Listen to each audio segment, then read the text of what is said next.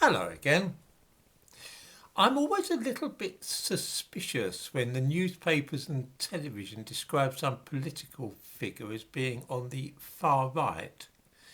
This usually means no more than that the person loves his or her country, is ordinary rather than a member of the political establishment, wants to get a grip on immigration, and isn't too keen on seeing Christianity displaced by Islam. The establishment, including, of course, the mainstream media, hate people like that. That is because they are people who might really start to change things and get to grips with the kind of problems which ordinary folk think are important.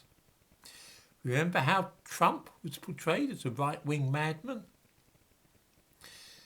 There is today a vast gulf between what ordinary people in Britain, France and the United States are concerned about and what their masters, and also the newspapers and big television channels, think that they ought to be concerned about. Ordinary people want to see cheap electricity and gas, for example. But politicians and newspapers think that they should be more concerned about global warming and prepared to see rising prices as long as it stops polar bears dying.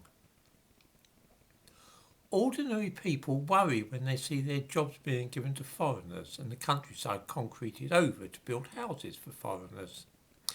Politicians and television presenters, though, believe that folks should be more worried about racism and embracing the multicultural society. There is always alarm, therefore, when somebody who speaks out for the interests of the majority emerges and gets votes. This is why Nigel Farage was so hugely unpopular with the political establishment. He knew that most people wanted to leave the European Union, and he said so. In the same way, Marine Le Pen in France is speaking on behalf of ordinary people, and many of them love her, especially young people.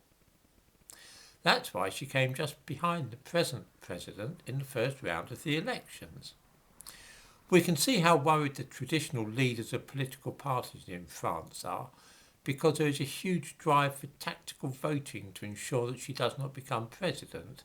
In other words, both left and right-wing politicians are urging their followers to vote for the present president rather than Marine Le Pen.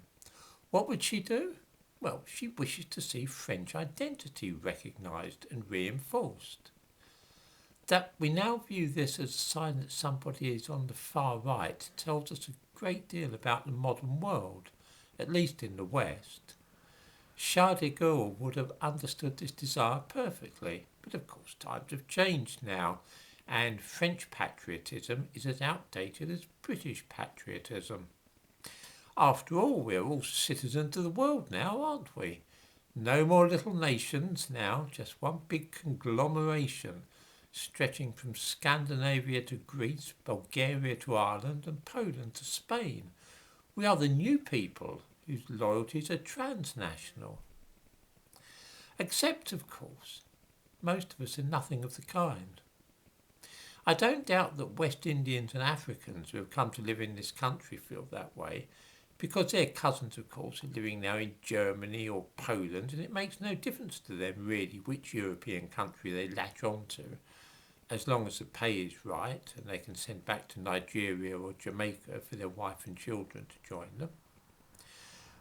British, German and Polish people, though, and French, are different.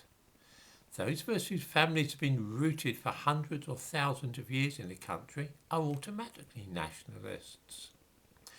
Britain means a great deal to me, just as France means a lot to French people who are rooted in that country. Marine Le Pen is a French nationalist and will, she says, work to restore French identity. That is a sentiment which is today branded as being far right.